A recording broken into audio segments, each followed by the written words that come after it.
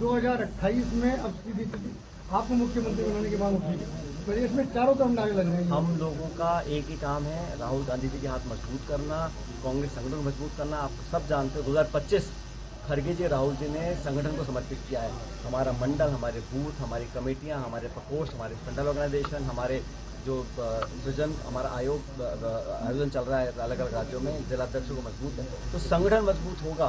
बार बार दोहराता हूँ कि संगठन से सरकारें बनती हैं, सरकार से संगठन नहीं बनता है। तो हमारी पार्टी का ध्येय ये है कि हमें संगठन को मजबूत करना है, इसीलिए हम सब लोग जनता के बीच जाके कार्यकर्ताओं को मजबूत करें। देखिए, सरकार का सेवा पखवाड़ा चल रहा है, शहरी और कैंप चल रहे हैं, कैंपों में चिड़िया उठ रही, योजनाओं का लाभ नहीं मिल रहा सर। भाई तो सरकार की पोल खुल रही है ना, वो प्रबंधन हो, बाढ़ राहत हो, बिजली के बिल की बात हो, स्मार्ट मीटर की बात हो, किसान को फसल के मुआवजे की बात हो, लोगों को आर्थिक मदद देने की बात हो, सिर्फ और सिर्फ खाना पूर्ति हो रही है। विभाग, डिपार्टमेंट, मंत्री, सरकार जनता के अरमानों पर पानी फेर रहे हैं, खासकर तब जब संकट का समय हो, जब मुसीबत है, बड़ी विपरीत परिस्थितियां हैं, तब भी सरकार सामने आके अपनी जिम्मेदारी नहीं निभा रही है। योजनाएं बंद कर दी, कई योजनाओं का लाभ सरकार देती थी, कांग्रेस के टाइम पे मिली। ये तो पिछले पौने 2 साल में हमारे जो काम थे उससे कुछ ना कुछ ईर्ष्या होगी, क्योंकि नाम हमारी सरकार का था, कांग्रेस का नाम था, उसको बदल कर नाम बदल दिए। सरकार स्कीम्स को काट रही है, छटनी कर रही है। उदाहरण दे रहा हूँ मैं आपको, नरेगा की जो योजना थी, आज कितने काम मिल रहे हैं पंचायतों के अंदर। तो सरकार में हिम्मत नहीं है कि वो परियोजना को बंद करें नरेगा की, लेकिन जानबूझ के उसको जटिल बना रहे हैं ताकि लोगों को काम से वंचित रखा जाए। इस सरकार की ना तो नीतियां ठीक हैं और ना नीयत ठीक है, और जनता उठ चुकी है। जैसे मैं हर बार कहता हूँ कि अब सिर्फ 3 साल का समय बचा है, दोबारा कांग्रेस पार्टी की सरकार बनेगी। बड़ा आंदोलन कर रहे हैं, उसको लेकर क्या हम सब लोग, जनता पे कहीं शोषण होगा, उत्पीड़न होगा, जो भी व्यक्ति वर्तमान सरकार की नीतियों से नाखुश है, आम जनता में नाखुश है, हम सब चाहते हैं सरकार अपने काम को सुधारे, ठीक रास्ते पर काम करे, और जो वंचित लोग हैं, जिनके साथ दुर्घटनाएं हुई हैं, जिनको परेशान किया जा रहा है, उनके साथ न्याय मिले। सोशल मीडिया पर एक पोस्ट वायरल हुई जिसमें सचिन पायलट के निजी सहायक ने फोन नहीं उठाया, उसको लेकर। अब ऐसा है, आजकल सब अपना नाम उछालने के लिए सोशल मीडिया पर क्या लोग दिख रहे हैं, उसका कोई अंत नहीं है।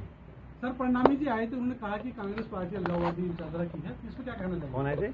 अशोक प्रणामी आए थे प्रदेश में। क्या हुआ उनको? उन्होंने कहा कि कांग्रेस पार्टी की विचारधारा अलगाववादी की है और वो झूठ बोलती है कि चाहे वो भले आदमी खुद अलग अलग पड़े हैं, इसलिए इस प्रकार की बातें कर रहे हैं। बहुत बड़ी वोट चोरी की गई थी, उसके प्रमाण पूरे देश के सामने राहुल गांधी जी रखे थे। उसके पश्चात हमने कुछ सवाल पूछे थे निर्वाचन आयोग से।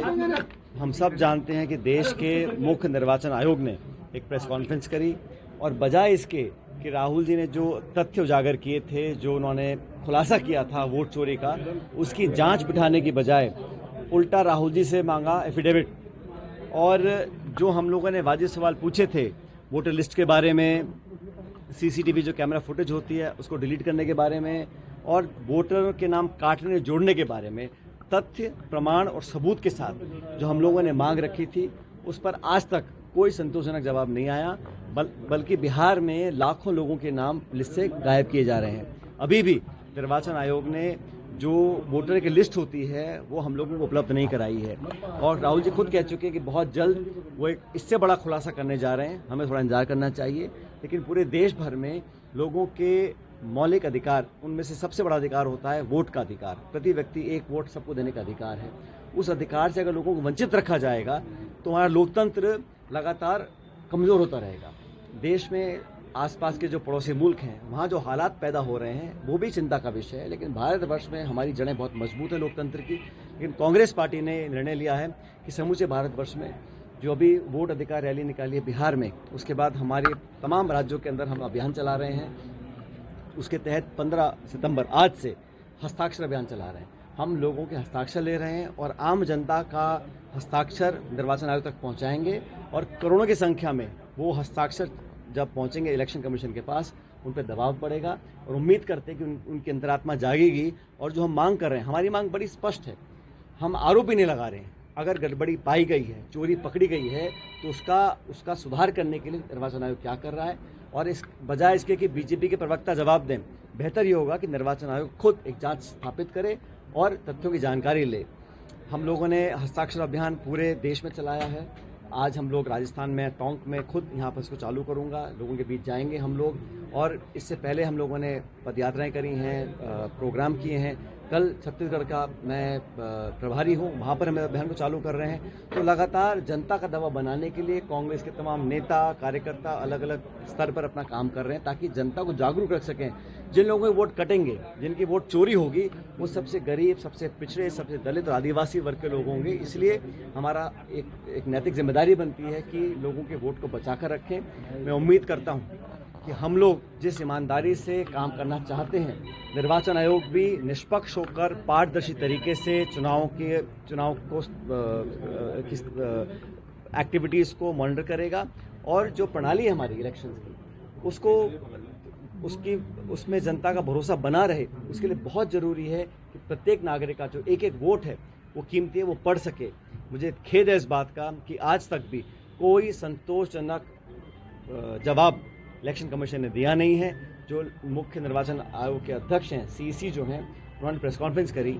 हमने कहा भाई आप 45 दिन में सीसीटीवी की फुटेज क्यों डिलीट करना चाहते हैं, क्योंकि कोर्ट में जाएंगे, प्रमाण क्या होगा हमारे पास? कोई जवाब नहीं आया।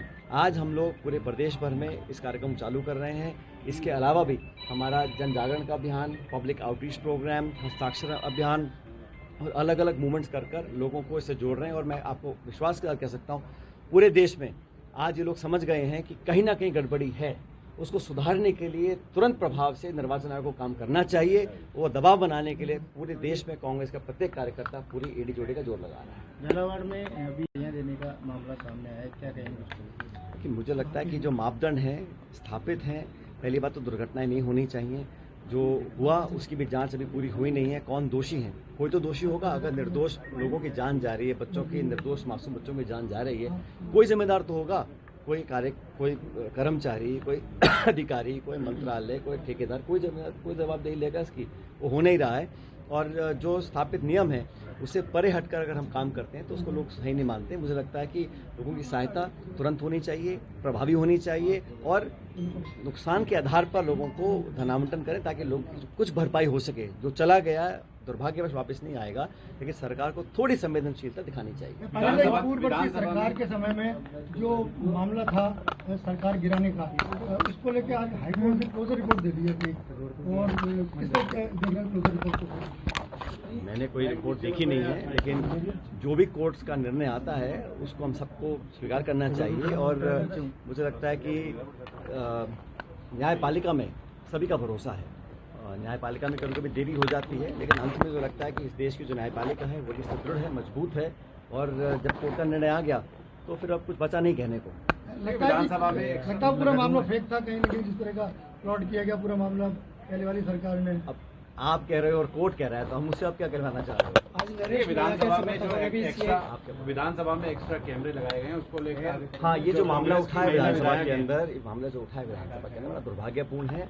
और ये जो कैमरों के माध्यम से अगर कोई जासूसी करने की कोशिश कर रहा है तो वो नियम, मर्यादा, परंपराओं के सख्त विरुद्ध में। ऐसा होना नहीं चाहिए। और खासकर विपक्ष जो लोग हैं, हम लोग सदन के अंदर क्या रणनीति बना रहे हैं, क्या हमारे एक्शंस रहेंगे, हम लोग अल्टीमेटली जनता की आवाज़ उठाने के लिए वहाँ गए हैं। तो ये जो निगरानी करने का जो एक मामला सामने आया है बड़ा दुर्भाग्यपूर्ण है। इसकी बहुत उच्च लेवल पर जांच होनी चाहिए और अगर कोई दोषी है उस पर उचित कार्रवाई को देखने के लिए लगाए गए हैं कैमरे। जैसे मैंने कहा ना, जासूसी का जो प्रकरण सामने आया है बड़ा गंभीर है। इसको लेकर नेता प्रतिपक्ष और बाकी सब विधायक साथी गवर्नर साहब से मिले थे, अपना ज्ञापन दिया है। और हम तो चाह रहे हैं इसमें पूरी गहन जांच हो और इस तरह की गलत कार्रवाई अगर कहीं हो रही है जासूसी को लेकर, वो नहीं होनी चाहिए। मैं तो कहता जासूसी किसी प्रकार की भी, वो हनन है लोगों के जो प्रिवेसी इश्यूज हैं, उसको ध्यान में रखना चाहिए। और इस प्रकार के अगर तथ्य सामने आते तो बड़ा दुर्भाग्यपूर्ण है। बिहार में चुनावी सरगर्मियां शुरू हो गई हैं, आप वहाँ जाके आए, किस तरह की चीज़ें हैं? और कांग्रेस का देखिए, बिहार में जो रैली निकाली थी, यात्रा निकली थी राहुल जी और तेजस्वी यादव जी की, वो बहुत कामयाब रही है। और वहाँ पर लगातार 20 सालों से लगभग एक ही शासन चल रहा है। इंजन भी डबल हो गया, लेकिन वहाँ पे धरातल पर कुछ कार्रवाई नहीं हुई। अब लोगों में गहरा संतोष है। और अभी तेजस्वी एक और यात्रा निकाल रहे हैं कल 16 तारीख से। तो लोगों का रुझाव, मतदाताओं की धारणा हमारे गठबंधन के साथ है। लगातार हमारा गठबंधन और बढ़ रहा है। सीट शेयरिंग्स को लेकर हम चर्चा कर रहे हैं। जब भी घोषणा होगी चुनाव की, ये जो वोट काटे गए हैं इसका भी हम लोगों ने पूरा मजबूती से इसको उठाया है, न्यायपालिका में उठाया है, इलेक्शन कमीशन में उठाया है, और हम किसी को मनमानी नहीं करने देंगे। हम चाहते हैं चुनाव फेयर एंड ट्रांसपेरेंट तरीके से हो। हार जीत होती रहती है, लेकिन लोगों का वोट लेने का अधिकार आप छीन लें, नाम काट दें, जो लोग जिंदा हैं उनका मरा दिखा दें, एक मकान में 200-250 वोट दिखा दें, तो कहाँ से हो रहा है, कौन इसकी जांच कर रहा है, किसी को पता ही नहीं है। और राहुल जी ने बड़ा एक ऐसा मुद्दा उठाया है जिसमें लोगों को सोचने को मजबूर कर दिया है कि हमारे लोकतंत्र में अगर वोट ही चोरी हो रहा है फिर बचेगा क्या। बीते दिनों प्रधानमंत्री मोदी जी मणिपुर जाके आए, आप ही के नेताओं ने कहा कि 2 साल बाद याद आई मणिपुर की। बिल्कुल सही है। मणिपुर में जो नरसंहार हुआ, जो हत्याएं हुई, बलात्कार हुआ, वो अमानवीय था। उसका एक नैतिकता बनती है देश के मुखिया को वहाँ जाके मोर्चे को संभालें, शांति की अपील करें। अब वहाँ 3 घंटे के लिए आप गए और भाषण देके वहाँ से आ गए, लेकिन जो समय बीत गया, जो लोगों के घावों पर मरहम लगाने का काम देश के मुखिया का होता है, उन्होंने नहीं किया। बहुत पहले वहाँ जाना चाहिए था, और जब दबाव पड़ा 4 तरफों से, तब जाके वहाँ लगभग 2 साल बाद उन्होंने इम्फाल मणिपुर की तरफ अपना रुख किया है। और मुझे लगता है कि बहुत पहले इस यात्रा को उनको करना चाहिए। विपक्ष लगातार पंचायत राज और नगर निकाय चुनावों को लेकर बात कर रहा है, लेकिन अभी फिर मंत्री जी का बयान आया कि भाई विपक्ष नहीं कर रहा है, ये संविधान में लिखा हुआ है कि 6 महीने के अंदर अंदर आपको चुनाव कराने हैं। ऐसी क्या मजबूरी है, क्या व्यवस्थाएं हैं, क्या विशेष परिस्थिति है कि आप चुनाव कराने से डर रहे हो।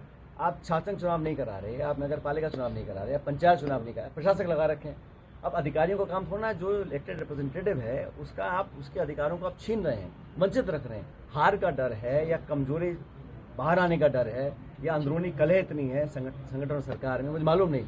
लेकिन इस प्रकार से लगातार डिले करते रहना, इसका कोई औचित्य नहीं है। और इसमें देख रहा हूँ इस प्रदेश में खासकर कोई जब काम करना होता है तो जब तक कोर्ट की फटकार नहीं लगती है, सरकार कुछ काम ही नहीं करती है। पायलट साहब, वोट चोरी मुद्दा